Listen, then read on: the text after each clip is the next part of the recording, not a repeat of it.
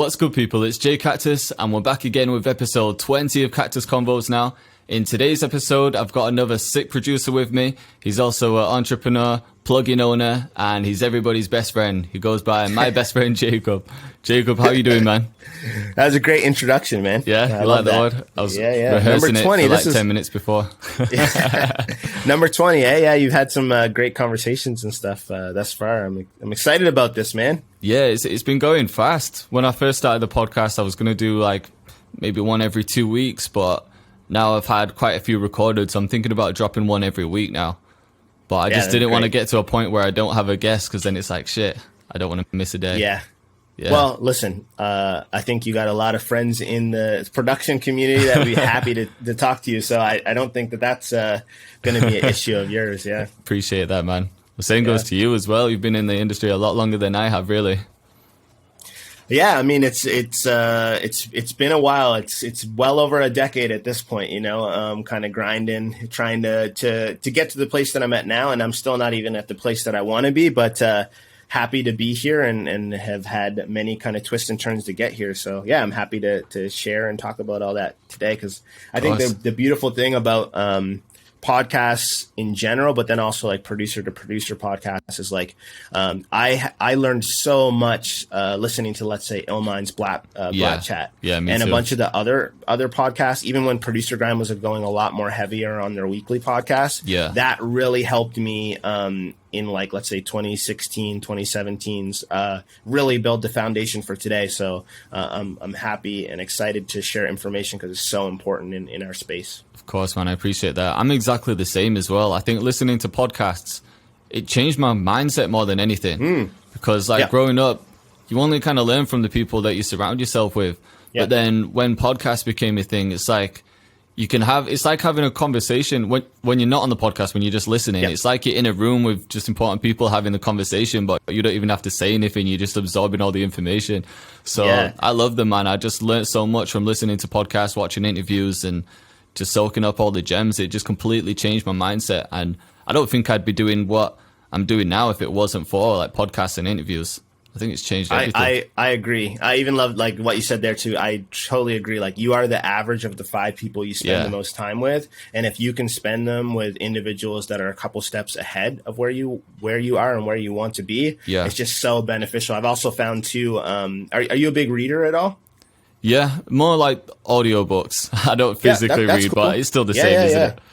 Exactly. Audiobooks are great. I read a lot as well too. And I think that whole mindset shift that happens once you get into hearing other people's stories, I think that's, at the end of the day, it's all about experiences. And to a degree, especially with COVID and stuff and not being able to travel, you need to have new experiences and stuff, because I think that's what makes the best art. But then also too, those experiences open you up to so much more that can influence that art and also influence you as a person. And those are the experiences that kind of shape you and help you grow. So it's a really awesome way to do that, and it's awesome that you're doing this podcast, man. It's great. Thank you, man. So what are some of your go-to books, some of your favorites? Go-to books? Wow. I actually man, okay, so the first book that I ever read, and actually maybe I'll go back just a little bit before that. So I was working a job one day, and I was waiting for the bus. This is like, I don't know, maybe even like 2012 or something like that, like right after high school.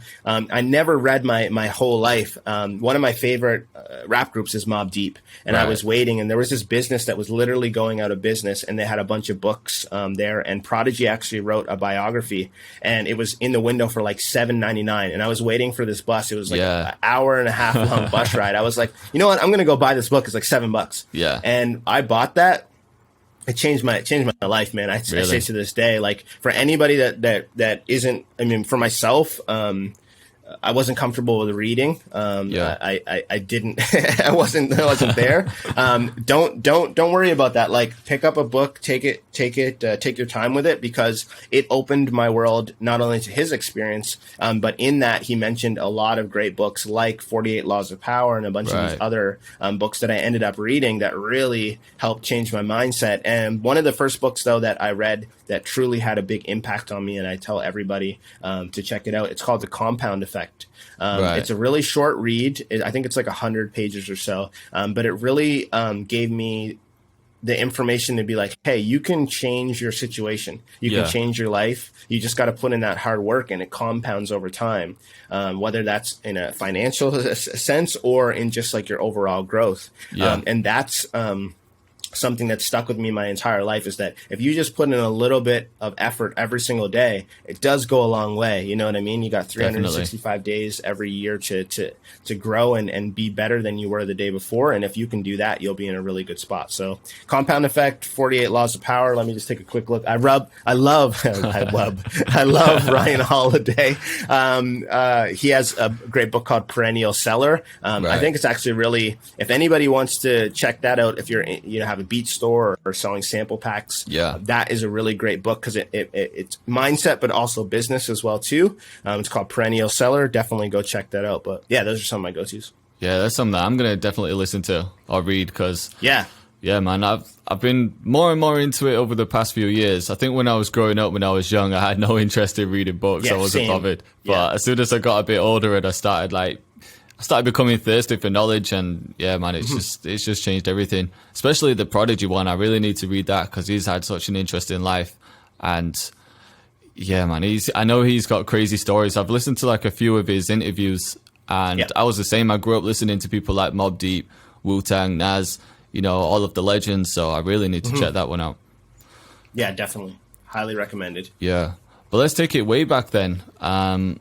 Because I know you said you're still not where you want to be, but it's also been a long journey right now. So take me back to the beginning then, how you even got into music, your first time opening FL Studio, the whole story. Yeah, like most individuals, I was probably like 14 or 15, and I got my cracked version. My friend Bruno actually had it, a cracked version of FL. I can't even remember which one it was, but it was so long ago. But yeah, I grew up in a musical household. It's funny, my dad was probably in one of like the first hip hop groups back in Canada in the 80s. In like 88 or 89, he performed at the East Coast Music Awards, back where I'm from on the East Coast of Canada. And so I've always been around music, and especially as a young kid, I always had a chance to listen to all the classic, like Doggy Style by Snoop Dogg, and to your point of like Nas, Mobb Deep, like I soaked all that in my early days, when honestly a lot of my friends, like, to a degree in the 90s and stuff like that, like a lot of parents were anti rap and stuff with the content or whatever, whereas my dad was like, the 210s in the back seat of the car just blowing it. But yeah, so that really kind of gave me the foundation. It wasn't until my teenage years that I started making music with my friends, discovered FL Studio, and then also discovered other genres and stuff, which I just think is so important for producers. Definitely. And one thing that I've learned from bigger producers is like having an eclectic taste and knowing all these different genres and stuff can be really helpful when you're going to make like, the next wave or the new thing. It's almost like ingredients, that information, to be able to say, I want to do strings like this song, or chord progression like this song, or drums like this song. And I think I had that really awesome foundation when the rap stuff. And in my teenage years, when I got into like more like indie and rock and all these other different genres, that's where I started putting like my own pieces together and creating my own sound.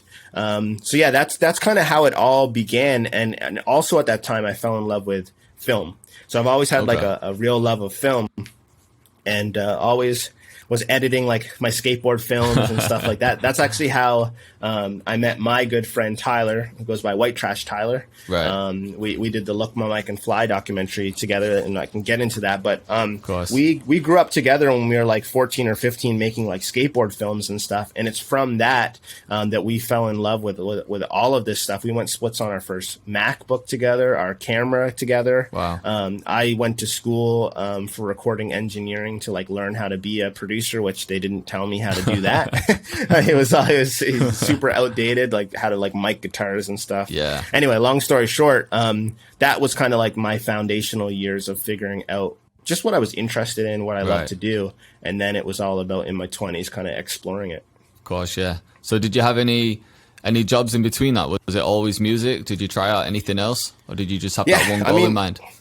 To a degree, it was either music or film. Like I always tried to do both. It just so happened as well too that the recording program that I took, they had an internship at CBC, which is similar to the BBC. It's like our public broadcaster. And I was able to get a job there. And I ended up kind of working up in the ranks all the way to producing the morning show for CBC. Oh, and sick. so I ended up having like this really kind of weird radio career, which I didn't think I was going to have. But that was actually really beneficial and stuff because all the kind of audio techniques when it comes to like vocals and mixing of more like dialogue stuff became super important in like, let's say the Travis film and stuff. Like I was a part of that whole process. And like, so that's super influenced. And it's funny how, I think for a lot of my life, I've always kind of been like, oh, I wish I could just do production. Cause I've always loved it. That's always what I wanted to do.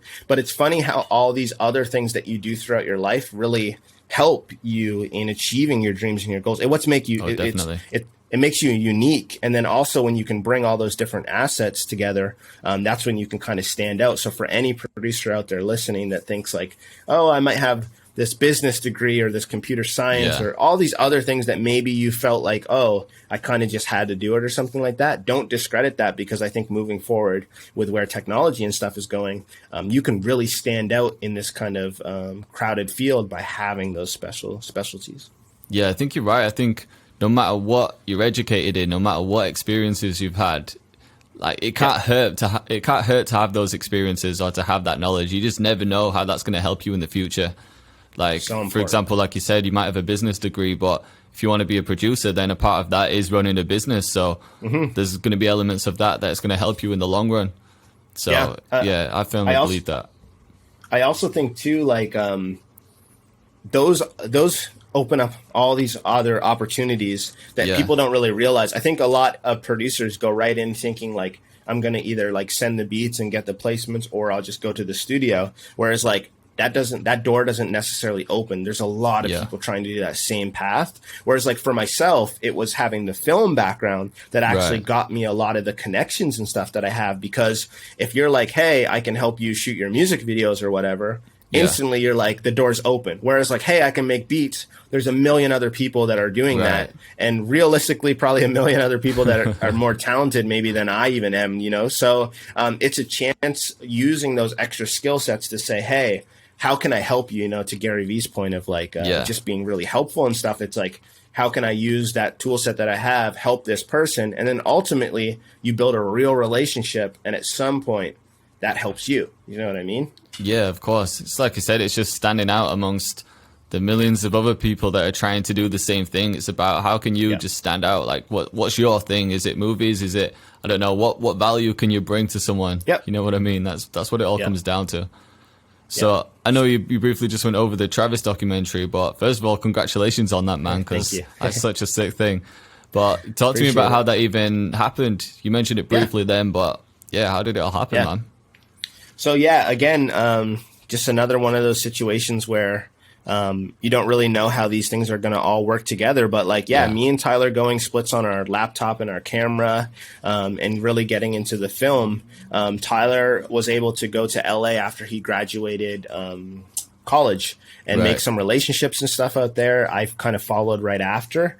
And through all of that, one of the relationships he was able to make was with Travis. And so I think maybe the film came out in 2019. So I want to say roughly 2 years prior to that, Tyler was on tour. I think it was for the Bird's Eye View tour. I might be getting all this wrong, but it was somewhere around there. And he started shooting this amazing just film from all these concerts and stuff, and started realizing like, maybe this could be a lot bigger than just like stuff we throw on Instagram or YouTube. Maybe this could be put together as something more important, more impactful. And, having that conversation and stuff with Travis, he decided to put together basically like a trailer of what this potential thing could be. And from that, reached out to me to see if I would be interested in it. And it's funny how all this kind of worked. It was like one thing happened and then it kind of just kept expanding. Like, you know, we put together that first 10 minutes so that, you know, Travis could get a real sense of it. And then that 10 minutes turns into like a half hour. And then you pitch it to like Netflix and they're interested and they want to see more. And then it's like everything keeps snowballing until finally you realize like this is going to be like a film. Yeah. You know, and originally I don't know if that's exactly where we thought this was all going to be. We thought it had that potential, but like I've never made a film before. I've never scored a film. I've never, you know, Tyler hasn't either. Like we're all totally new to this. So, it was a lot of trial and error over those 2 years, but it was crazy. I got to score the film. I also got to edit the film as well too. And I think that's kind of why I was able to do the audio stuff, is that in those initial days, you know, obviously there's no budget. We're just kind of doing this to make it happen. And so I would end up kind of like reworking around some of Travis's songs or fixing up the audio again. Like I said, learning all that dialogue editing from my radio background. And then it just kind of built to the point where like, well, now it's 45 or 60 minutes long. Like, why doesn't Jacob help take it over the finish line? And obviously there was a lot of other people involved, you know, huge thing, but that's kind of how I got involved with all of it. And it is so crazy to think as well too, when this was all happening, I didn't realize it at the time, but after the film came out, I can't tell you how many producers that I've been wanting to work with my entire life and artists and stuff started reaching out to me because they saw the film. And again, that's another one of those examples to like any producer who's listening. It's like, these are all opportunities and you don't really fully see the impact, the compound effect that they have. But putting them out and having like the Cardo Got Wings and people like that reaching out to me based off of seeing the film and wanting to like work and stuff like that, I was like, what? This is crazy. So yeah, hopefully that kind of explains some of the story there, but. Yeah, no, 100%, man. It's a crazy story. So was your boy actually filming everything throughout the whole thing? So all the footage on there, or the majority of it is your boy there? Yeah, I'd say like 90%, or even more than that. Honestly, 100%, because anybody that would have filmed stuff with him was filming with him. But yeah, basically what would happen is he would like go, because this was all around like, you know, Travis finishing the album, the tour, as you saw, like it's all actually building, which is like, we're so fortunate that we were there for this important part of his life. Like, you know, his North being born, Astroworld, which is obviously like his biggest and best piece of work. And then just becoming the superstar that he is today. But yeah, Tyler would go on the road. He would send me stuff. I would work on it remotely. Then we'd get together for a couple of weeks, finesse things, bring it to Travis. And it just kind of kept kind of going that way until eventually we had like Netflix support and got more people to help and all that type of stuff. So when Travis had these cameras with him, do you think he had anything in mind? Was he just like, I just need to document everything and then see what to do with the footage? Was it just like that? There was no real end goal? Yeah, I don't think there was a real end goal. I think one of the things that Tyler always tells me is just like film everything. There's so many moments and stuff that just happen naturally that are like, and I think, you know, ultimately throughout the film, you see them. Like Butterfly Effect is a great part of that scene where like, if Tyler wouldn't have picked up that camera and saw that first little mumble of Travis into the voice note there, you wouldn't have got that whole section where you see it go from the voice note to the studio to like finally on stage, one of his biggest songs ever in his catalog. And so it's so important to just capture all those moments, because you never know, similar to how this all worked out for us, you never know where things are going to be at the end when they all work out. So, no, that makes sense. That could be the same for anyone though. Even someone just getting started, it could be the first time opening FL Studio, but why not document it? Because if you turn out to be a really sick producer, if you start doing tutorials, if you start doing whatever, you've got this whole thing, like you've filmed your whole journey and you can make something crazy out of that in the long run. And I think that's how people really fuck with you as well. Once they see you in certain situations, they might see you struggling. They just get into your life, don't they? And I feel like that's when people really fuck with you. They really get to know you. I even for myself, like I wish that I did like more documenting and YouTube and all that type of stuff for myself throughout my journey, because it have you ever listened to the podcast Startup?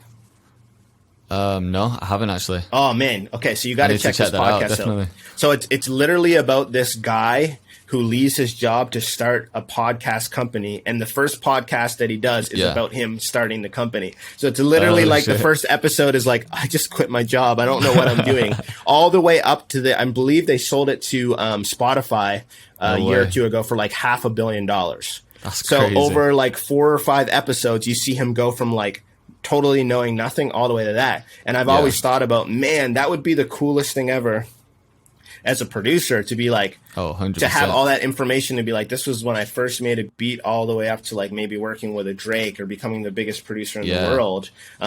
Man, people would be so invested in that too. Like, I think that's another thing that's so great about, I mean, I love watching like your channel. Ocean's been a great inspiration for me. Obviously, Busy Works Beats. There's a lot of people that not only have I gotten great value from the tutorials and stuff that you've been able to share, but I also get really invested in your guys' stories. Like, I want to see you guys win. You know what I mean? It's like, every time a new video comes out or something, it's like, not only am I getting that information from the tutorial side, but I'm hopefully getting a glimpse into like maybe a new placement that you might have got, or a new, the next evolution of what's happening in your career. And I think that that's where like it's so cool, like the community is building, and they're just like, they start kind of rooting for you, and it would be cool to see that same sort of startup style thing happen with a producer. 100%. It is a good feeling to have, even for myself. When I started the channel and I maybe had 100 subscribers, like there's still people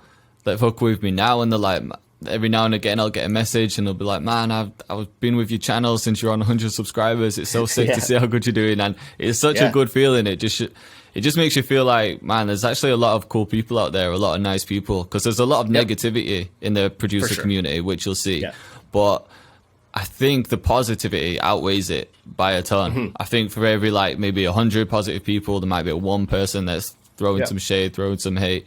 So I feel like people let the negative people, like the 1 out of 100 people, they let them affect them more than the actual positives. Because sometimes you'll see that horrible comment and you're like, fuck, it puts you down for a second. But then it's like, look at the other 100 comments and it's like, oh shit, actually the odds are right.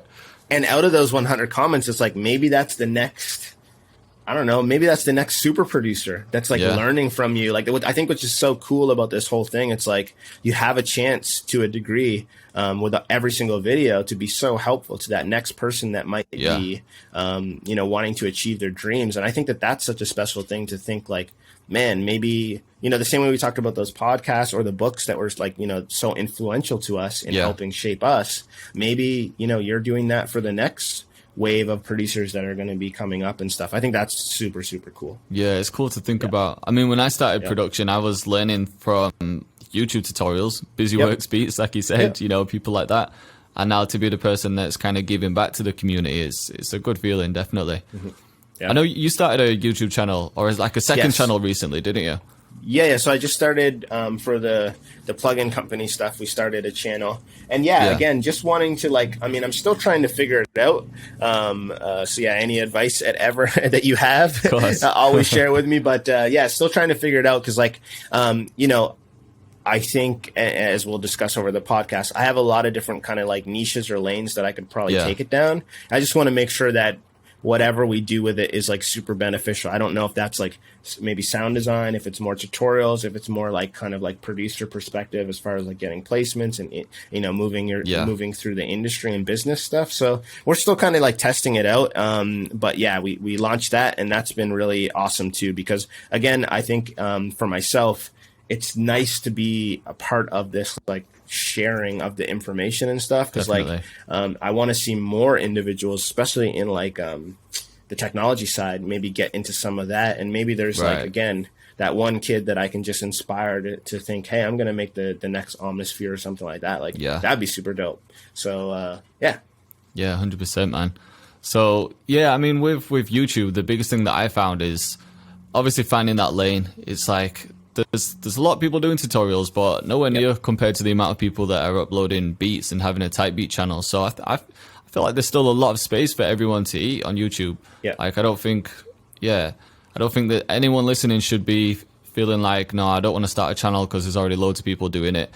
Because the biggest thing that I've found is you could have like 10 different people doing the same tutorial, but there's so many people around the world, and people learn different ways, and they learn from different people in a certain way. So I might do, for example, the exact same video as Simon Savida, but then there could be two different people, and one person's like, I really understand what J Cactus is saying, I fuck with him, like I like his brand, I'm going to watch his videos. And then there could be someone else that says, actually, I understand Simon a lot more than I understand Jay.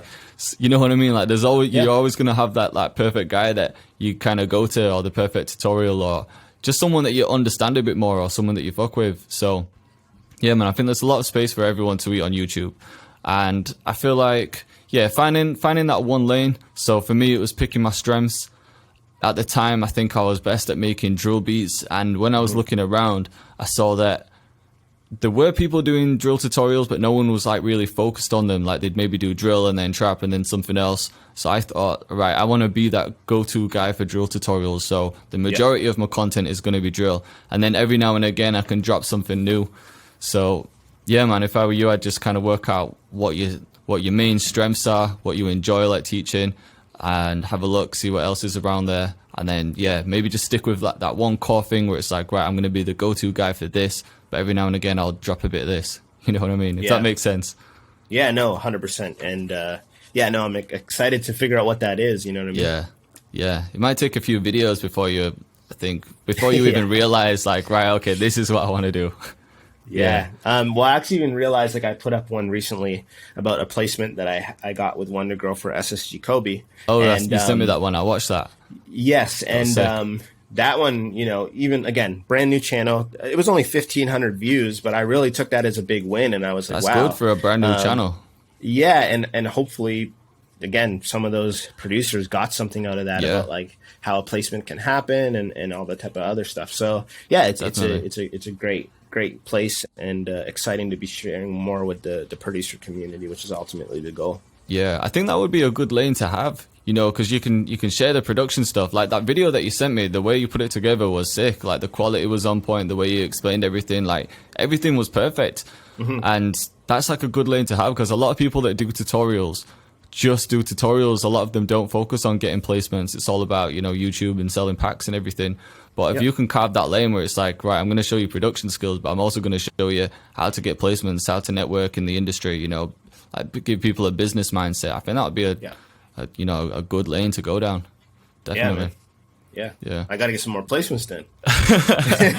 Every week, right? I need to be consistent, right? Well, you've got some solid ones already, though, right? I think. What's the biggest one? Is it the RUSS one that you did with Illmind? So the RUSS one with Illmind is actually my first one. And again, how all this stuff works out is I met Illmind at one of his past Ox events, maybe in 2017 or so. I told him that, like, you know, working towards like all this film stuff, and he gave me his email, and I just kind of kept like, again, Gary V mentality, jab, jab, jab, right hook. Finally, when the film came out, I did that right hook, that ask, and just let him know that I did the score and I'd love to be on Black Chat.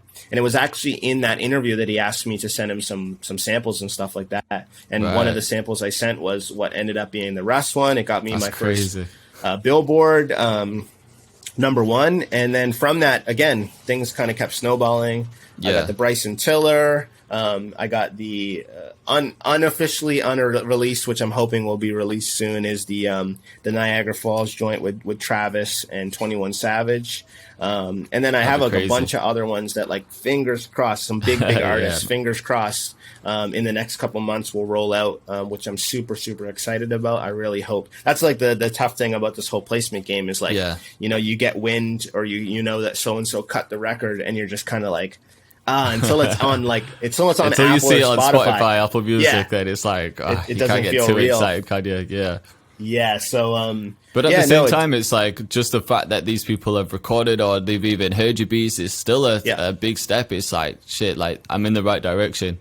Yeah. Even like, I mean, recently I had, unfortunately, a couple leaks happen with like a couple of my Don Toliver songs got leaked. Oh, really? Which I knew, you know, were done and stuff like that. But even to a degree, like, even when the leak happened, like, I know that there's a great chance that those won't be on like any projects or whatever, because usually that means like they're canned, which is unfortunate and stuff. But again, to just know, like, even if that stuff never made it anywhere, to know that I have like my beats on with those caliber of rappers and stuff like that, definitely. is you know, I think that's one of the things that I realized in this whole process is like, you got to count all the wins. You can't discredit them just because maybe it didn't, let's say with the Dawn songs, you know, they got leaked or whatever, and they're not going to probably be on a project. I still got to like, that's a lot of hard work that took to get to that place. Yeah, even. definitely. And as producers, I think we need to take more time to like celebrate all those wins, even if they feel small, because those are the things that help energize you and push you towards the next ones and finally getting, you know, those platinum records and all those other things that come, you know? So, yeah. Yeah, I think sometimes you need to take a step back and like just actually acknowledge everything that you've done so far. And like you said, celebrate your wins, because sometimes we just get so wrapped up in our own world and we're just like going 100 miles an hour. You know, we don't really take a minute to just think, you know what, I've done this, I've got this placement, I've done, you know, I mean, just celebrating your wins, man. It's so important. Otherwise, what's it worth? Like, yeah, the craziest thing for me too was like the day that the Bryson Tiller record came out. I didn't even listen to that record till like late in the day. And it all clicked for me. I'm like, this is so wrong. I was like, I worked so hard to get like a placement like this with like an artist like that. And here I am at like 7 p.m. finally hearing the song because I had all this other stuff to do. I'm like, no more. Like, I'm going to take time to like celebrate and live in the moment. You know what I mean? 'Cause it's so important to do that every once in a while. So, anyway, so that's when I really realized was actually that placement. And since then, I've been like making sure to like, even if I get like a DM or a message from someone that I really respect in the industry, like I just have a little notebook. I'll just like make a quick little note to just write that down, because it's going to feel pretty good, you know, looking back at maybe the end of this year and realizing, even if it's a DM or whatever, that so-and-so really, you know, they were fucking with what I was doing or whatever. It's just like, I don't know. Those are wins. Those are wins. We got to count them. No, 100%, man. It's a good feeling to have. Yeah. That's interesting that you actually write them down though, because it's definitely worthwhile doing, because it's easy to just open up the book and just look at your paper and just be like, shit, all these people that I've been speaking to. Because when it's in a DM, it can just get lost within all the other DMs, the spammy ones.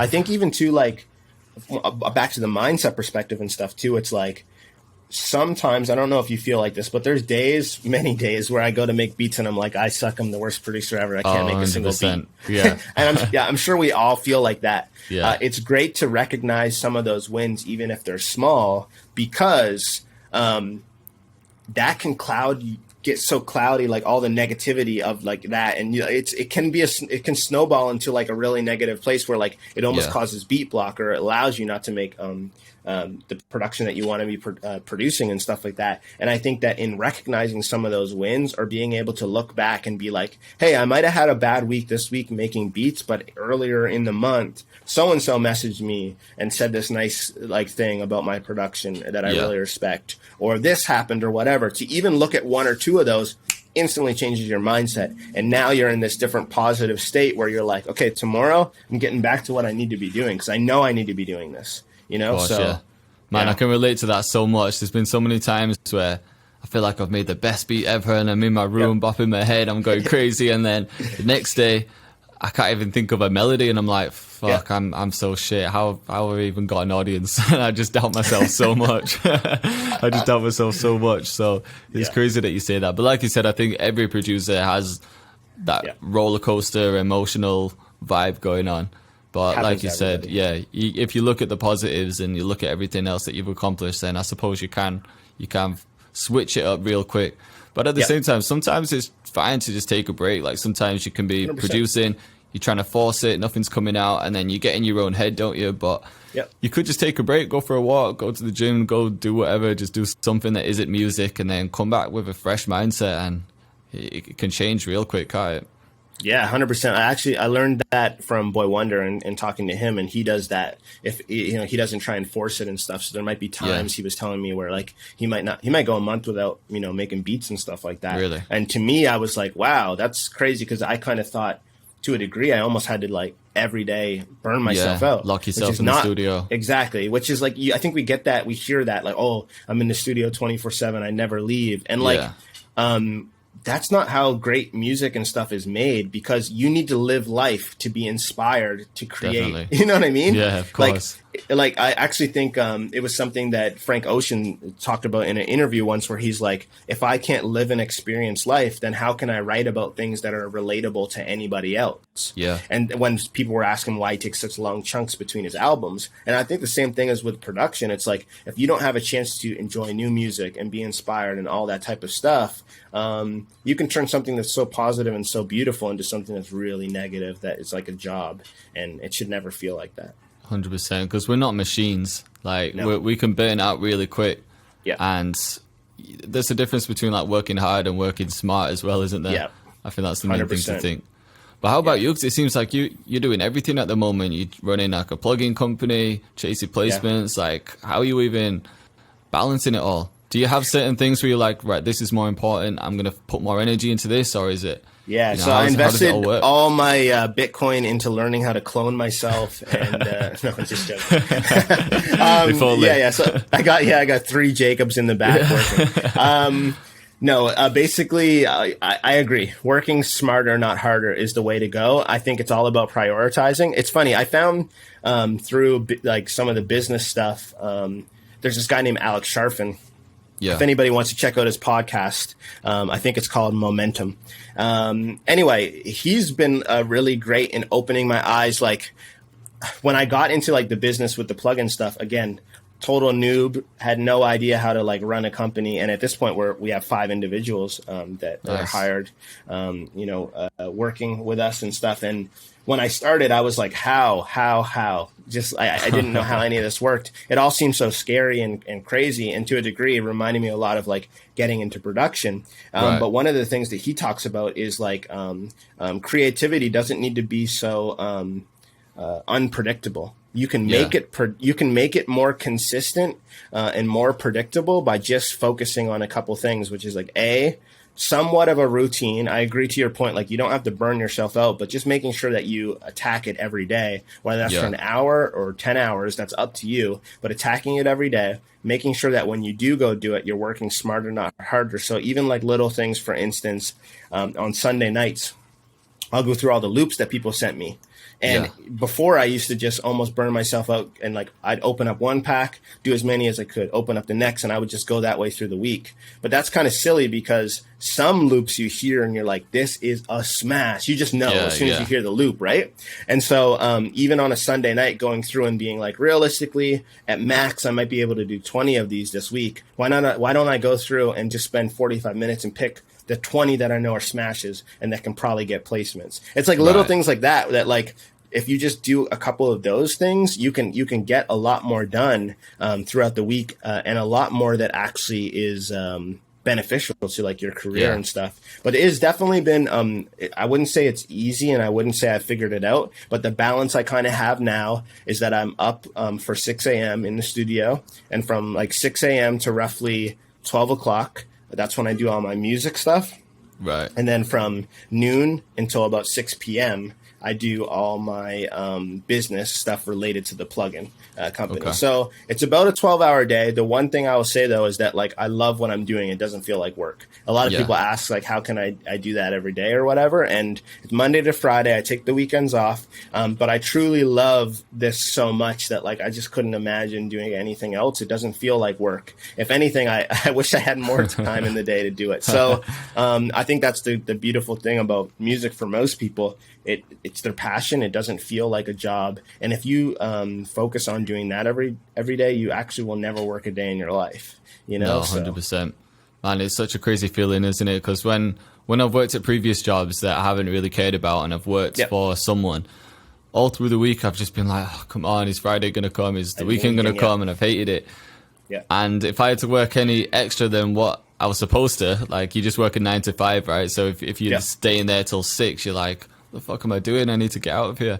But now that I'm doing something that I love doing, it's like I don't even look forward to weekends, because I'm the same. I do take weekends off, obviously, to spend time with my girl and you know, just do normal stuff, life experiences.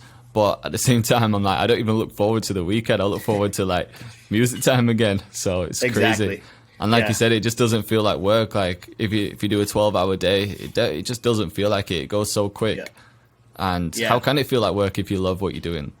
Exactly. Yeah, that's one of the things, like, I think, you know, for myself, it was a scary decision. But in like around 2018 is when I like quit that radio job that I had. And I had worked my way up to like producing the morning show for CBC here in Toronto. So it was a pretty prominent job, especially at my age and everything like that. And I decided to let it all go to just really double down on music. And the one thing I always felt is like, I never wanted to wake up, let's say 60, 70, 80 years old, whenever I leave this earth, and be regretful and be like, man, I should have taken that chance. You know what I mean? Like, the exact feeling I had.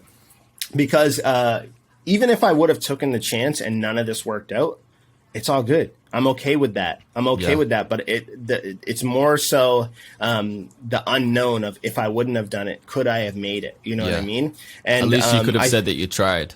Exactly. And I think for a lot of people, whatever your passion is, I really think that of all the times in the world, especially with how like the digitization of everything has allowed people to like make a living off of what they love to do. I think this is the time to go in on your passion. Again, there's a 50-50 chance that it might not work out, but you can always go back to a crappy job. The one thing you can't do is take back that time that you would have had to go in on your passion. So it's one thing I tell anybody. It's like, if you're thinking about doing it, just go for it. If it doesn't work out, at least you know you tried. Yeah, 100%. Yeah. That's always been what I've said to people. I was in the exact same mindset, just didn't want to get old and look back and think, you know what, I never even tried something in music. And then you just would have hated yourself. Yeah. Like, you just would have hated yourself. But I think people live in fear so much that, like, they might be in a good job and it just feels secure, doesn't it? You've got that constant money coming in. Like, anything else just seems so scary. But not everyone is in a position where they can do it, though. Like, some people might have like kids, they might be working 3 jobs. Yeah. And then for those people, I really feel for them, because it's like, what do you do at that point? But for a lot of people, I feel like a lot of people make up excuses when they do have the privilege of being able to at least try. Yeah, and I agree with that. But also, too, like, think about like just even like COVID the last couple of months. People that thought they had really stable, great jobs didn't overnight. Yeah. And I think, I don't know if you're seeing it with like some of the members in your community and stuff, but the conversations that I'm having with people, it's like, to a degree, this was almost like, which is really good. It's like an early retirement for a lot of people. Like, I know I don't want to downplay that. Like, obviously, a lot of people died and all that other type of stuff. Of course, but for the majority of people that didn't get sick and just had the time off, it was almost like a little mini retirement. And they realized during that time, like, what am I doing with my life? Why am I going to this job that I hate, staying in traffic, all that other time? So I'm seeing a lot of people in the community and even friends that I know making like a real big life or career switch because they are realizing, to a degree, none of this stuff is guaranteed, even the stuff that feels like it's guaranteed. And again, with like, who knows, with like blockchain and Bitcoin and NFTs, like, who knows if like the insurance company that's always been there is going to be there. You know what I mean? It's like, there's don't know. Who knows what's about to come. And so in all industries, I think things are about to change. The one thing that probably won't change is that feeling of regret when you're like, man, I really wish I went in on my passion. So, 100%. But the plugin that you've got, Octave, how did that even happen? Like, when did you get the idea? Who did you have to speak to? Like, how did it come to life?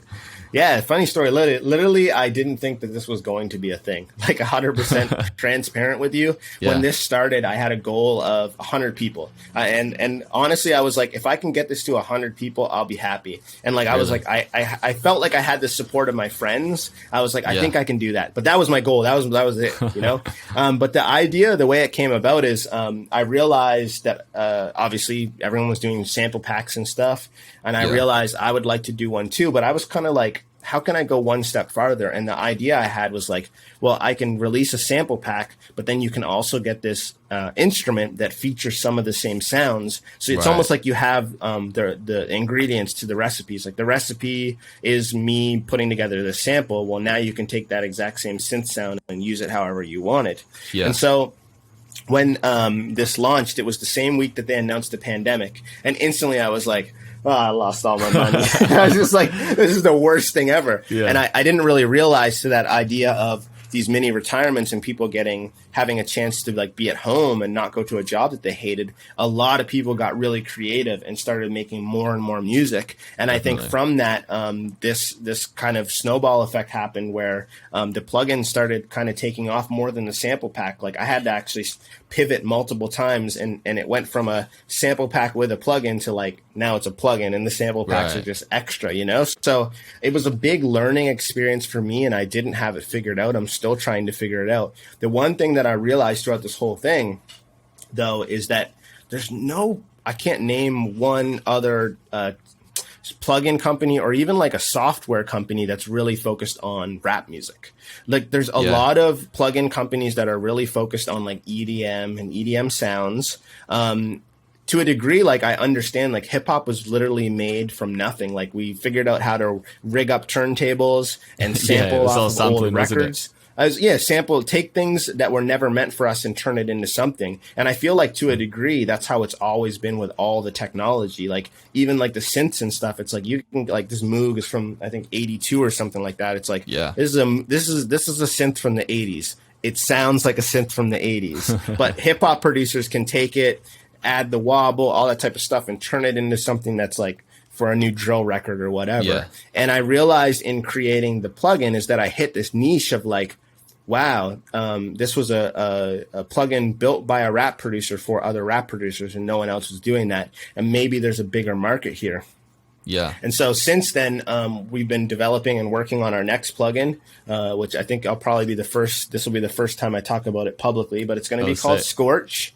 And very happy about it. I teamed up with a partner in the UK. His name is Josh, a great developer. So as far as like, I realized on the first plugin that, you know, maybe the technology wasn't there because I didn't know how to build a plugin and stuff like that. Right. I had a bunch of different freelancers. How did you find some? Oh, was it freelancers that did it for you? Yeah. Like it was a bunch of different people. And obviously with that comes new problems. Again, not knowing any of this, I don't have a computer science background, but like all it takes is one update of your computer and the whole thing doesn't work. And then everybody's like, you scammed me.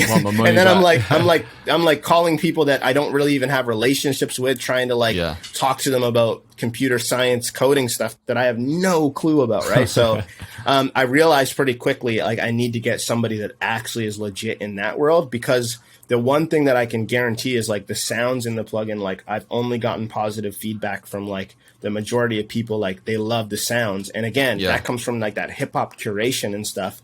And now with the next one that we're working towards, not only did I go above and beyond with like, I got people doing live guitars, strings, all this crazy stuff, plus cool synths and all this other stuff. But now the technology is going to be that of an Arturia or an Omnisphere or something like that. And then I think now we have this thing that's about to come where like we've really knocked it out the park and have truly delivered on that promise to like rap producers to say like, we're here to stay, and we're going to create more technology that is like specifically meant for you. Not only just the sounds, but like, I can't tell you how much even with Octave, I thought about that first sound that you used when you opened it up. It's like, I don't know if you opened up some of the Arturia stuff, but like the first sound you get is like this 3 oscillator sound. It's like, right? That type of stuff throws people off, you know, like they can have a bad experience with the plugin based on the first sound. But if the first sound that you open up is like, whoa, and you are inspired to make a melody right quick, then I know we're doing our job. And that's the type of quality and effort that I want to deliver in all the things that we do moving forward, so that you feel so confident that like you can just open it up and be inspired. We should never be the roadblock. Technology should never be the block to you like making beats, you know? No, of course. I think you're right. I think you've definitely found a pocket, because like you said, all the synths that you get, everything is kind of catered towards EDM producers. You look at it and it just looks like some big geeky thing with all these things that you can change. But when you look at Octave, it's just like, boom, it's high quality sounds. There's not too much that you can change, or you probably can, but it's just simple, isn't it? It's just simple laid out. Yeah. And I think that's what rap producers are like. We like that. We like the simplicity, whereas EDM producers, they like to sound design from scratch. They spend weeks on one beat, but we're just like, boom, let's just get a beat out quick. Minutes. Yeah, exactly. Well, that's actually, it's funny. We have a goal And I think we'll be able to deliver this with this next plugin, Scorch, that we're working on. But the goal is, I call it like the 10-minute initiative. It's like, I want to feel so confident in everything that we do is that if you open this plugin for the first time, you should be able to make something that you're happy with in under 10 minutes, or I'm willing to just give you back your money. Like, that's how much of a guarantee like I want to deliver, because I know I'm a hip hop producer myself. I know what we need. I know what it's like to be in a studio with like world-class rappers, and like Omnisphere is taking like 3,000 hours to load up. You know, it's like, which is obviously no shot at or anything at them, but it's just like, can we design and build things that are specifically meant for those type of situations, so that there is more J Cactuses and more Jacobs that have a chance and an opportunity to make more beats, and to Illmind's, how he's always talking about printing lottery tickets, print more lottery tickets, and make your dreams come true. Definitely. So what kind of marketing techniques did you use when you dropped the plugin? I'm guessing you had some sort of plan of how you were going to promote it, like whether it's Facebook ads, Instagram ads, influencers. It's funny, like it's definitely all changed. But I started with kind of like the ClickFunnels and the funnel stuff. It's so weird how this all happened. Around the same time, I had found Gabe from MIDI Money. Have you heard much about like the ClickFunnels? Oh, definitely. I've listened to a lot of the podcasts. I've listened to your podcast with him as well. Oh, great. Awesome. So it's funny. I found him before he was even doing like the consulting stuff, basically. Really? He had put up a post being like, I'm looking for a couple like test people to like show this to. And I just happened to be literally like, I think when we talk about this, I'm either number 1 or number 2 of the people that he like showed how to like set up a funnel. Again, all this stuff was brand new to me, but I just dived in. It's so great with YouTube, all the tutorials and stuff. And I started realizing, which probably he realized as well too. It's like, there's so many marketing techniques that are happening in all these other industries that weren't happening in ours. And once you applied those things, you could get sales a lot easier than, let's say, just with like a normal beat store and stuff like that.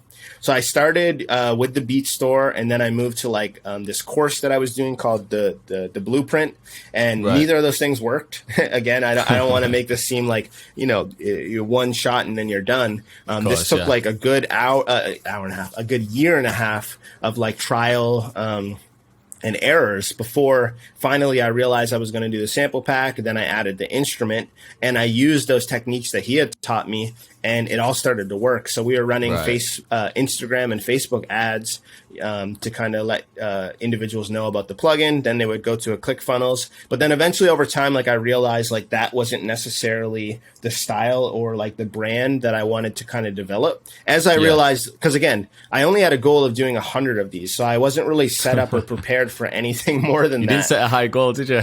No, not at all. I should have had more like faith or something. I know, shit. This is crazy. But yeah, I literally had a goal of 100. So nothing was really set up to be more than that. And when I realized that this was a bigger thing and that we could have more products and stuff like that, I started realizing this is an actual business. I need to go back. I need to work on the branding. I need to work on all these bits and pieces. So even for this next plugin, we've been working like crazy. We built a really awesome website for the next product, which is going to be great. New branding. Nice. But we started with a lot of like Instagram and Facebook ads, and that just in general just kind of worked because I don't think, again, anybody was focused on hip hop producers. Like just saying like this is a plugin for rap producers instantly caught the attention of so many people that it just kind of worked. And now that we're in this next phase and stuff like that, I don't know if you've heard much about like the iOS drama. Have you heard about that? In what sense? With Instagram ads and stuff like that. I've heard someone say something about people can like turn off ads now, or yes, okay. Is that what you mean? Yes, that's what I'm referring to. So for anybody thinking about getting into ads and stuff, unfortunately, we've gone from like 4 times probably return on ad spend to like now down to just breaking even because this whole kind of like battle between Google and Facebook, where now you can opt out of the ads and stuff, which, you know, whatever. I agree with people's privacy and they should have the opportunity to do that.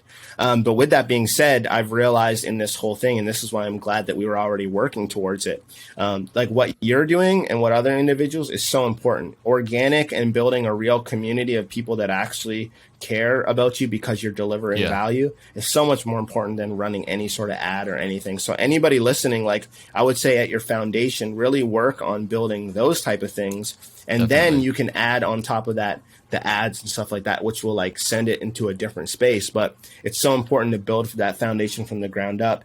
And to a degree, we're kind of working backwards in launching the YouTube and stuff like that. I think we can deliver a lot of value and stuff through YouTube. I'd like to do a podcast at some point and stuff. But that's kind of where we're headed right now. Yeah, I think you're right. I think anything, like more than anything, it's about building your personal brand, isn't it? Because it kind of makes me laugh when people say, I've ran some Instagram ads, they don't work. Like Facebook ads don't work. And I'm like, you can't just click boost on a post and expect it to sell. But a lot of people think that that's what you do. It's just like you just boost a post and it sells, but it's just not the case.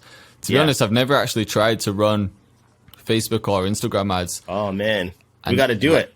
I know. I really need to because luckily everything's been organic because of the YouTube channel. Yeah. But I do want to take it to the next level now. I do want to invest a bit in some more marketing. Yeah. And because I look at it like, okay, I've got 50,000 subscribers. How do I target all of these people? Because not everyone has bought a kit. And I can keep on trying to find new people, but it's like I've got a solid audience there. So how do I just target everyone that's already there? You know what I mean? So I'm kind of working out the best way. Yeah, well, listen, I have a great guy on my team. His name is Grant. I actually taught him how to do ads and stuff. And since then, over the last year, he's become like an expert in it. And we should definitely all hop on a call. And even if at any point, like, because this was actually one of the things I was thinking about sharing on the YouTube and stuff. If you ever want to like talk about any of that stuff on your channel or whatever, like we're down to do that. Because I think it's so important for producers to have more control when it comes to the business side and stuff and be able to depend on that. Because again, with COVID, like, when the money all dried up, like when artists couldn't perform and all that other type of stuff, you had so many big producers being like, how can I be, and I don't want to like go into the whole debate, but how can I be an industry, internet producer? That's right. You know, and you're seeing big producers join Twitch and all this other type of stuff. And really like, that is the way of the future, like being able to build these communities and stuff online, and then through organic and paid advertising, be able to reach them. Like even with your audience, like I'm sure that the majority of people don't even necessarily always see when a YouTube video goes up or like that. Whereas like with YouTube ads and Google and stuff like that, we've even had great success. And again, we're a small channel, a couple hundred subscribers. We've even had great success just getting our the plugin and then also our new videos in front of people that I can imagine somebody with like you with 50,000 subscribers is now going to have a way bigger impact. And so that's why it's important to build that foundation. But once you get there, if you can learn these other marketing skills, you could be the next. Why couldn't you be the next Splice or have the next Splice? Or why couldn't I be the next Arturia? Or like, I want more producers to do that type of stuff because if they can, we actually all benefit from that because I know that you're a producer at heart. You're not going to like just do it for the money. Whereas like, when, like there's a lot of other people out there that are simply just hopping on trends and you know, it's transparent. We can see that they do one thing one week and then one thing the next week. They're always switching up because they're just about the money. I want more people like you and other individuals that have already given value to the community because I know you'll actually support the community when it needs the support, you know? Yeah, 100%. I think you're right. I think there are some big companies that the owners probably haven't ever made a beat. You know what I mean? They probably never even seen FL Studio, but because they got the money or they just know the marketing or whatever the reason is, they can push everything out. But I think you're right. People do spot that. And people just trust other producers more. Like as a producer, you're going to trust another producer. And it's just one of those things. You build up that personal brand. People fuck with you for who you are. And they're more likely to invest in you and support you. Yeah. So, and too, right. Like, as well, too, like, there's an accountability there, too. It's like, you know, I don't think either of us, and I'm sure a lot of other people that we have conversations with, like, none of us are in it. We're all in it because we love it. You know what I mean? Yeah. We're not necessarily in it for the money and stuff. Obviously, we have to feed our families, and music is a business. It's a music business. We figured out how to pay our bills and stuff with it, and that's a beautiful thing. But I think when it comes to the accountability, it's like, even when I think of like some of the plugin stuff, it's like I could send an email and it takes 3 or 4 days and I get some automated response and I still haven't figured out how to install my plugin. Whereas like, to a degree, and I know I can't do this for everybody, like I'm sending personal messages every day trying to like, you know, be there and just show the support, because I understand that those people are like supporting me, and I want to make sure that I'm held accountable as much as I can be for as long as I can be, to give them that type of like support back and stuff like that. And so, yeah, it's we need more of us in the community and space doing more of these things. Of course, yeah. So when you said that you have maybe like 5 people on the team, how did that happen? Like, what were the jobs that you needed to hand off, and was it hard to hand off those jobs? Because 100%. I don't know about you, but there's certain things where I know I should just hand something off or just get someone else to do it, but yeah, it just feels like I know it's not right, but I always feel like, oh, they can't do it like I do it. You know what I mean? So yeah, 100%. So actually, one of the first ones that I needed help with was in support, and just making sure that, again, this was all new to me, and I didn't even really realize, like, I'm such an FL Studio guy on PC that I didn't even really realize how different it is for, let's say, FL on Mac or Ableton, or did you update to Catalina, or like, are you on Big Sur? Like, all those things cause people to have, like, they almost all need their own install tutorial because it's just different. And I didn't even really realize that getting into this. And so one of the first areas, I got to bring my little cousin Drew on. He's like 16. He's also a producer. He helps me with all the support and stuff like that. And just that.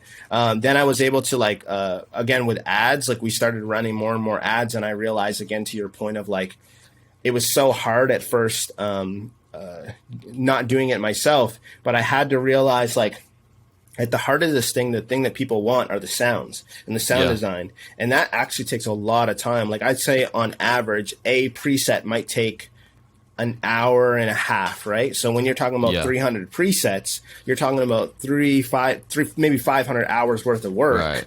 I don't necessarily have all the time to be like making new ads and this and this. So next was bringing on my good friend Grant, and I trained him up on ads. But then, like, to that point of, like, it's hard to let go, I realized in letting go with him is like, man, he's like 10 times better than I am, because the same way that I'm focused on, like, making the sounds, he's focused on the ads 24/7. So he's learning in a way that I never would have had a chance to learn if I only did an hour here and an hour there. And so you actually realize in letting people do their jobs, that they actually get way better than you are. And then you actually start seeing that compound effect and that benefit. But a big part of all of this that I've learned actually is from Alex Sharfin. So his whole, again, the Momentum podcast, take a listen to it, anybody. But he has something called, I actually have one here somewhere, a Momentum Planner. And that's been really great in helping me focus on the 2 or 3 things that I need to do every day to move myself forward and the team forward, but then also how to support the other people. I realized when I first started, like, even training Grant, who did the ads, we would go over things multiple times and stuff. And I started realizing, like, oh, it's not the person, it's the process. We don't have a process here. There's no, like, I should really just do this once and record it, and then the next Grant that comes on will have that video to go to and stuff like that. And even in realizing some of that stuff, it's a little bit of upfront work, but it saved me so much time in not needing to do things multiple times. And I'm even starting to work that stuff into, like, my production, which has been really great. Like, realizing, like, what are some of the things that I'm constantly doing? How can I automate them a bit more? How can I track them a bit better? And all of those things have actually allowed me to get more and more placements. Like, one of the things that I've been doing is I have a spreadsheet. And with all the contacts and stuff that I have, I just have it kind of labeled out so that I make sure that at least once a month, like I send a pack to them and I stay in contact, and I make sure that I like hyperlink the pack and stuff so that in 4 weeks when I go back, I'm not doubling up on things and I can keep that conversation. It's just like I was doing that before, but I was doing it all here, and I was dropping the ball on great relationships that I spent a lot of time working towards. And then I realized I haven't talked to this person in 6 months. Like, why would they open a pack of mine out of the blue?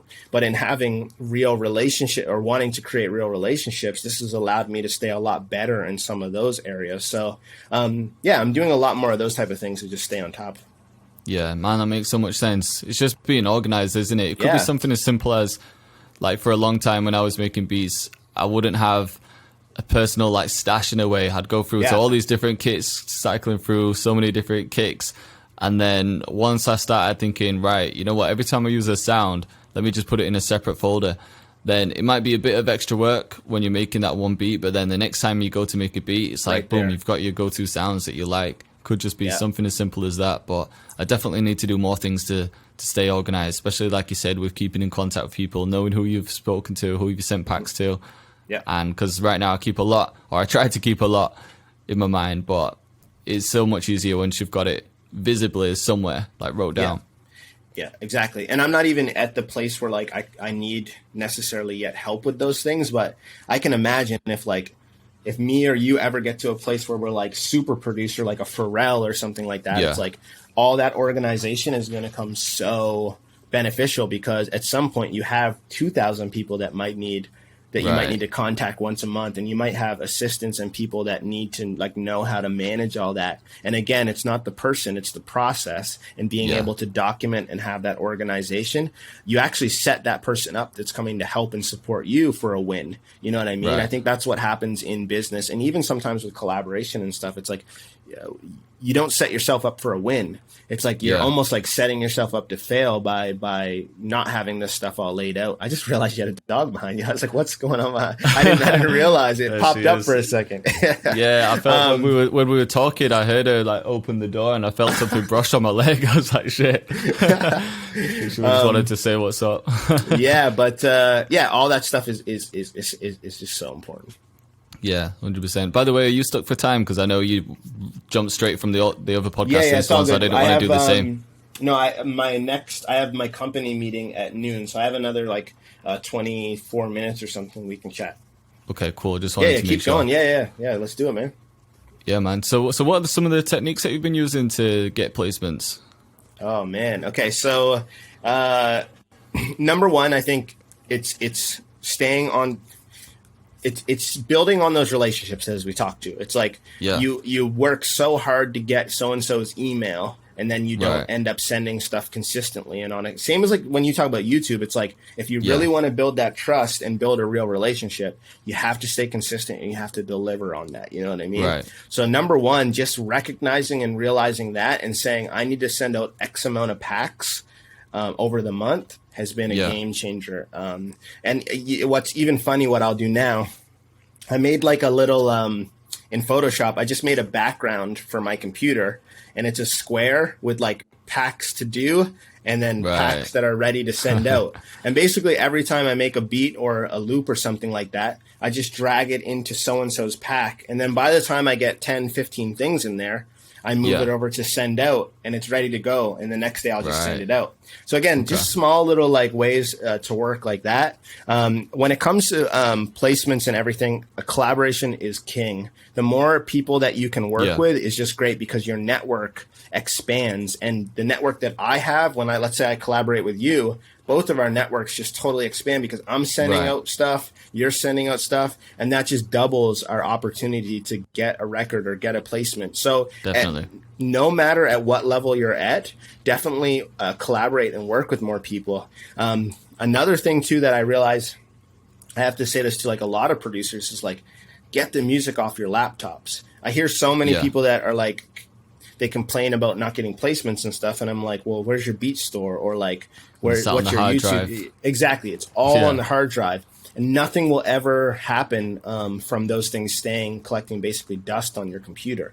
Get them off of the computer, and that's where the good things happen. That's where like the Little Nas X and Keo make Old Town Road. That's where like lives change, is by you just being consistent in some of those places and creating your own opportunity. And the more that you're able to do those things, the more new opportunities happen, and you get more connects, and things just kind of snowball. So those have all been like things that I've really been focused on over the last. I was actually speaking as well to. Do you know Nami? I don't think I do. Nami.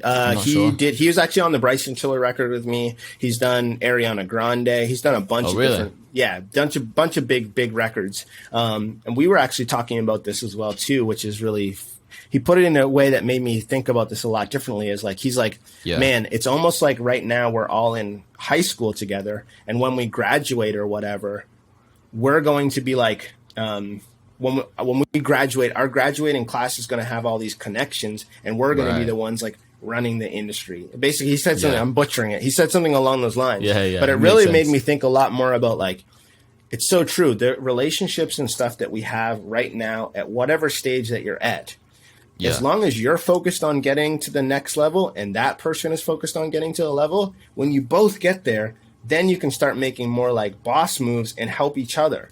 And that's what I realized in over even the last 2 or 3 years. Like some of my closest collaborators, we've all gone from 0 placements to now we have 4, 5, 6 placements.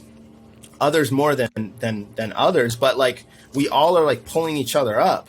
Like, you know, if Nami gets an Ariana Grande placement and now he has this whole pop lane, I can now, that's my homie. I can send him stuff maybe for more pop stuff that I didn't have before. Exactly. Or vice versa. If I'm working with so-and-so, I can hit him. And you know what I mean? It's like together we're pulling ourselves up until the point that hopefully the same way that like Boy Wonder and Vinyls and Alan Ritter and all those guys are at that level together, the next wave of producers are doing that. You know what I'm trying to say? And we all bring each other up. So I think it kind of relates to, I feel like people always try to network with people who are above them or people that already have like a certain amount of followers or whatever it is. But if you could network kind of like horizontally, you know, like with people that are on like the same kind of level but are working just as hard as you, because then for that exact reason, because once you both grow, then you've both got like a huge network to help each other with.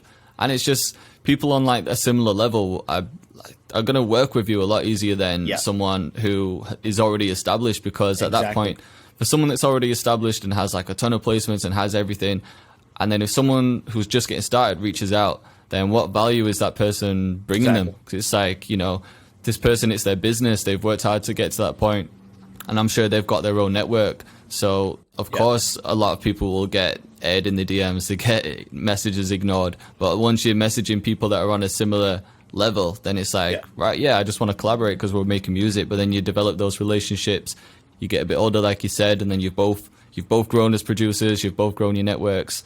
And yeah, man, I hope that makes sense. But the horizontal way is like, that's how we should be doing this. Horizontal. I love that. We got to figure out like a way to like summarize that, or just put that. We got to have a slogan on the wall or something. Produce horizontally. But we'll get some kind of graph done. Graph. Those are some of my biggest kind of takeaways with placements. And then also just being patient. Like to this day, I still have records that I might have, like the Bryson Tiller one, like I knew about that for months. You know what I mean? There's records that I have now that I'm like, I stand positive, I think they're going to come out. But I've known about these things for like, it feels like a year now. You know what I mean? And you just got to stay patient. And I think that that's a big part where a lot of people burn bridges and stuff like that, is like they get real, almost like too, they like clout, you know what I mean? They're chasing the clout. And like as soon as they find out about something, they want to like go and share it or talk about it or post about it or whatever. And that actually burns those relationships and stuff. And then you don't have those opportunities again moving forward. So just stay patient, stay consistent, and stay a good person. That's another thing, man. Like I've seen so many people, again, when it comes to like clout chasing or whatever it is, like I can't tell you how many people I've seen walk into like a studio with these big artists for their first times. Within the first 10 minutes, they ask for a picture and they've already blown the relationship. They've worked all this way to get to the studio, and they blow it within like the first hour. And I'm just like, this is crazy to me, all for a picture.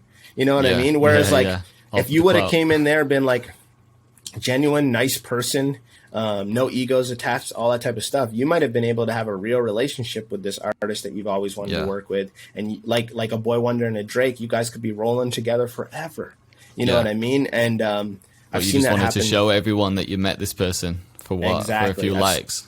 Exactly. I've seen that happen a lot. So just stay humble, stay grinding, and stay. Don't let the egos get in the way. Yeah. One idea that I heard, I think it was actually Illmind that was giving someone some advice one time about, like chasing placements.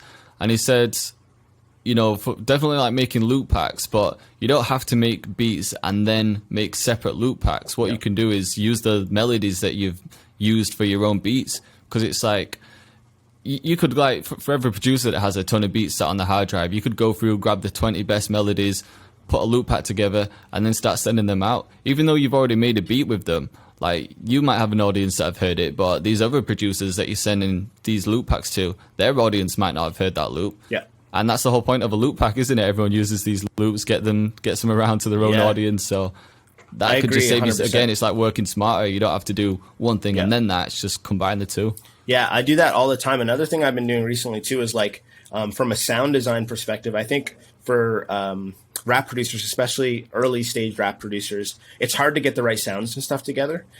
So when you do make a beat or a loop or whatever that you think sounds crazy, go back, open the project file, clone it, do a save as, and use that palette. I like to call them combinations. You already know that that's a winning combination. Those horns with these strings, with this whatever, and then make a new beat or just switch it up. You know what I mean? It's like you already have the foundation that you spent hours trying to like achieve. Why not use that combination to keep going and stuff? Another thing, just to build on your point with like the loop packs and stuff, as a company for the plugin side, we've been working on a lot of research to understand more so about like how producers can, I guess, to understand some of the correlation between how producers get placements and get on Billboard charting songs and stuff like that.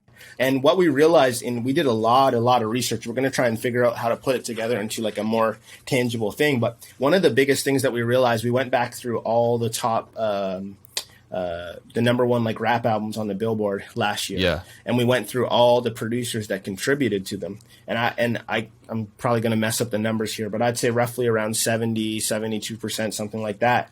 A lot of those records that were making it on these top Billboard albums came from selling a beat on BeatStars, came from a loop pack that somebody sold, or like, you know what I mean? Like all these kind of real things that a lot of producers can be doing today, and they're not doing it. I think there's this idea that to be an industry producer or whatever, there's like, I don't know, some other world that's happening over there, when like maybe that was 10, 15 years ago, but not today. The majority of artists that are coming up, they're searching for their type of beats on YouTube. You know what I mean? It's like I was working with this individual's named Sky, and he was telling me how he got this big Bad Bunny placement, which he won like 2 Grammys off of and stuff like that. And he actually got it. He was putting up like Bad Bunny type beats, and the management found it on the YouTube. I might be getting that just slightly wrong, but that's exactly something like that happened. He had put the beat up on his BeatStars. The manager for Bad Bunny found it. They cut the record, and a week prior to the album coming out, he made the album, and that like set him up for the rest of his life. And so like these are the opportunities and stuff that I think a lot of producers have potential to be tapping into, and they're not currently tapping into them. And for anybody that's right now with that stuff on their hard drive, please listen to me. Get it off. If you want your dreams to happen, if you want to be one of the 72% of people that are making it on those Billboard albums, you need to do some of these actions, because other people are, and they're getting where they want in their careers and in their life. So 100%. Yeah. Well, man, I think that's a perfect way to end the podcast. Hopefully you've inspired a few people there. Hopefully people listen and they actually take action like right now. Yeah. Don't prolong it. Don't think about, oh, I can do it on Friday. Do it right now. You know what I mean? So, man, I really appreciate you coming on the podcast. I appreciate you, man. Thank you for all this one. thank you for all the tutorials and stuff too. I think anytime. Yeah, no, I don't come from obviously a drill background or anything like that, and so in finding your channel within like the last year or so, and realizing like, hey, I can be doing some of this too, like it's just a beautiful thing. So keep up the great work on your side. I'm so positive that you have the next wave of top producers, the next Nick Mears, to everybody watching you right now. Thank you, man. You know what Appreciate I mean? And when all their stuff, when all their beats and stuff come in, they're all going to be giving you your flowers and stuff. So just keep up the great work. I appreciate it, man. It's crazy to think about, but hopefully. But I appreciate that, man. It's happening. Well, yeah, we'll keep in touch and just let everyone know where they can find you as well. Sure. So, in general, on all my socials, I go by my best friend, Jacob. Check me out there. If you want to learn more about the plugin, which is called Octave Deluxe, and or the company is called Software Audio, and we have the next plugin coming. It's called Scorch, and we'll hopefully have a bunch of other things. If you want to check us out, you can just go to octaveplugin.com and check us out there. And definitely, I appreciate anybody. Sorry, I have a big fire truck going by right now. It's all good. When I start talking about the plugin, they just know it's heat, right? Send them in quick. Yeah, for anybody, I really appreciate the support so far for anybody that's supported, anybody that kind of will support moving forward, because, I really think that we have a chance as a community to a degree, through like the plugins in the company. It's like, I really want to be listening to the community and building upon the things that they want done. I think this is like a really good chance to do that. And so I just appreciate anybody that's supported thus far, and I'm excited about what's next to come. Of course, we appreciate you too, man. Yeah, man.